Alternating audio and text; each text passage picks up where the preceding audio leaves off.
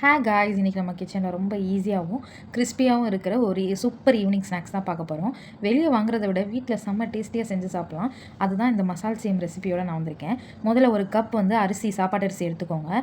அதை நல்லா வாஷ் பண்ணி 4 to 6 hours வந்து ஊற வச்சு எடுத்துக்கோங்க. அதே மாதிரி உளுந்தையும் வந்து ஒரு கப் அரிசிக்கு ஒரு கப் உளுந்து, அந்த கேல்குலேஷனில் ரெண்டையுமே நல்லா வாஷ் பண்ணி 4 to 6 hours நல்லா ஊற வச்சுட்டு அதுக்கப்புறம் வந்து கிரைண்டரில் போட்டு அரைச்சி இட்லி பேட்டர் நம்ம எப்படி ரெடி பண்ணுவோம் அந்த மாதிரி ரெடி பண்ணி வச்சுக்கோங்க. நல்லா திக் கன்சிஸ்டன்சியில் இருக்கணும். இப்போ நம்ம ஸ்பூனில் எடுத்தால் அப்படியே கெட்டியாக கீழே விழுகணும். தண்ணியாக வந்து நீங்கள் பண்ணிடாதீங்க, கொஞ்சம் கெட்டியாக வந்து மாவாட்டி வச்சுக்கோங்க.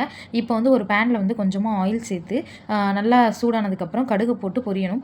பொரிஞ்சதுக்கப்புறம் வெங்காயம், பச்சை மிளகா, கருவேப்பிலை, கொத்தமல்லி இதை ஆட் பண்ணி நல்லா வெங்காயம் வந்து லைட் பிங்க் ஆகிற வரைக்கும் நல்லா வதக்கிக்கோங்க. இந்த ஸ்டேஜில் வந்து ஸ்மெல்லே செம்மையாக இருக்கும்.